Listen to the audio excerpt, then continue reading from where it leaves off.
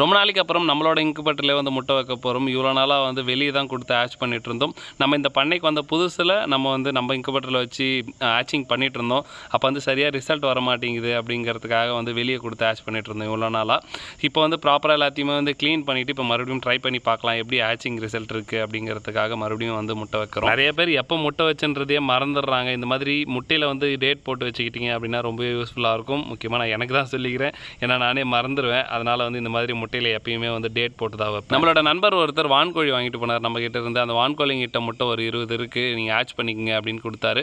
அதுவும் நம்மக்கிட்ட இருக்கிற வாத்துங்கிட்ட முட்டையும், அது ரெண்டு தான் வந்து இப்போ நம்ம இன்குபேட்டரில் வைக்க போகிறோம். இந்த டைமர் தான் கீழே இருக்கிற முட்டைகளை சுற்ற வைக்கும். ஒரு நாளைக்கு எத்தனை மணி நேரம் சுற்றணும், அது எவ்வளோ நேரம் சுற்றணும் அப்படிங்கிற எல்லா விஷயங்களுமே இந்த டைமர் தான் கண்ட்ரோல் பண்ணுது. ரொம்ப நாளைக்கு அப்புறம் நம்ம யூஸ் பண்ணுறதுனால இந்த டைமர் எல்லாமே வந்து ரீசெட் ஆயிடுச்சு. அதுக்கப்புறம் எல்லாத்தையும் செட் பண்ணேன். அதுக்கப்புறம் தண்ணியை வச்சு மிஷின் ஆன் பண்ணியாச்சு. இன்குபேட்டர் எப்படி செய்யறதுன்ற வீடியோவை இந்த வாரம் நம்ம பார்க்க போகிறோம். அதுக்கான மெட்டீரியலும் ரெடியாக இருக்குது பாருங்கள்.